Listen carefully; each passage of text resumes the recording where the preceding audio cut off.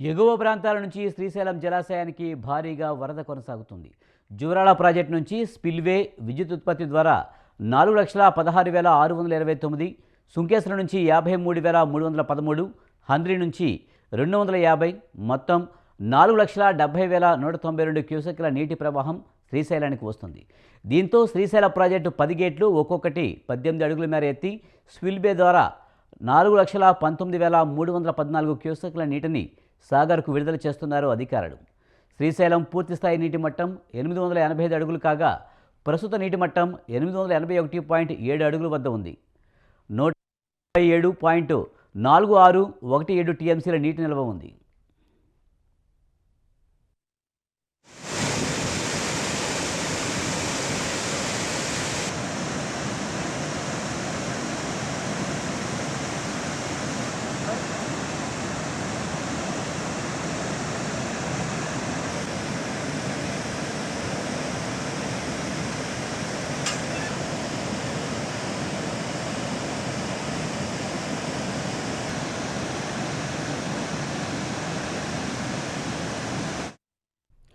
ఎగువ ప్రాంతాల నుంచి శ్రీశైలం జలాశయానికి భారీగా వరద కొనసాగుతుంది. దీనిపై మరింత సమాచారాన్ని మా కరెస్పాండెంట్ శ్రీనివాసులు అందిస్తారు. శ్రీనివాసులు, శ్రీశైలం జలాశయానికి భారీగా వరద నీరు వస్తున్నట్టుగా తెలుస్తుంది. పూర్తి సమాచారం ఏంటి?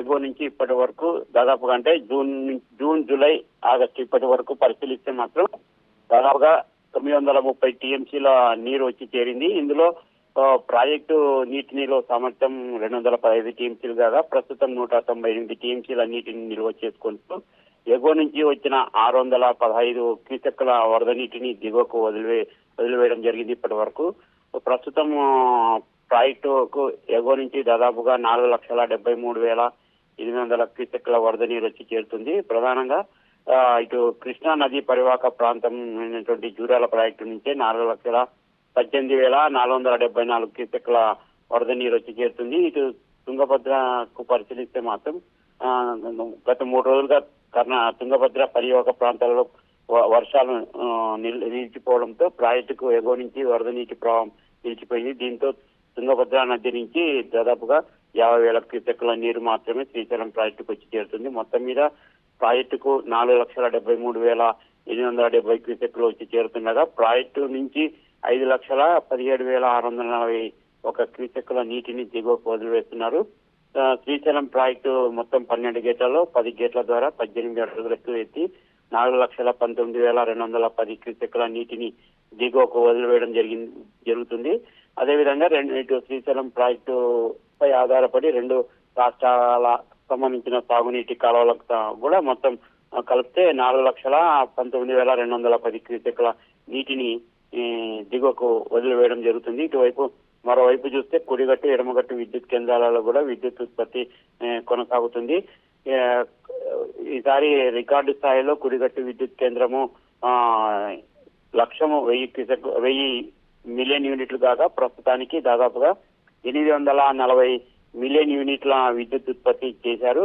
మరో 180 మిలియన్ యూనిట్లను పూర్తి చేస్తే మాత్రం ఒక సంవత్సరంలో విద్యుత్ ఉత్పత్తి చేసే లక్ష్యాన్ని కేవలం 3 నెలలలోనే లక్ష్యానికి చేరువయ్యారు. ఇది కుడిగట్టు విద్యుత్ కేంద్రం నిర్మించినప్పటి నుంచి ఇప్పటి వరకు పరిశీలిస్తే మాత్రం ఇది ఒక 3వసారి అని చెప్పవచ్చు. గతంలో 1993-94లో దాదాపుగా రికార్డు స్థాయిలో 3,793 మిలియన్ యూనిట్ల విద్యుత్ ఉత్పత్తి చేశారు. ప్రస్తుతం 3 నెలలకే లక్ష్యానికి అధిగమించి ముందుకు వెళ్తుండడంతో రాబోయే రోజులలో కూడా మరో 2 అల్పపీడన ఏర్పడనున్నాయన్న వాతావరణ శాఖ అధికారులతో ఇటు మళ్ళీ తుంగభద్ర కృష్ణా నది నుంచి వరద నీటి ప్రవాహం కొనసాగే అవకాశాలు ఉన్నాయి. దీంతో రాబోయే రోజుల్లో కూడా విద్యుత్ ఉత్పత్తి చేస్తూ కుడిగట్టు విద్యుత్ కేంద్రము మాత్రం 1993-94 రికార్డుని అధిగమించే స్థాయికి వెళ్తున్నట్లు సమాచారం. Thank you Srinivasulu.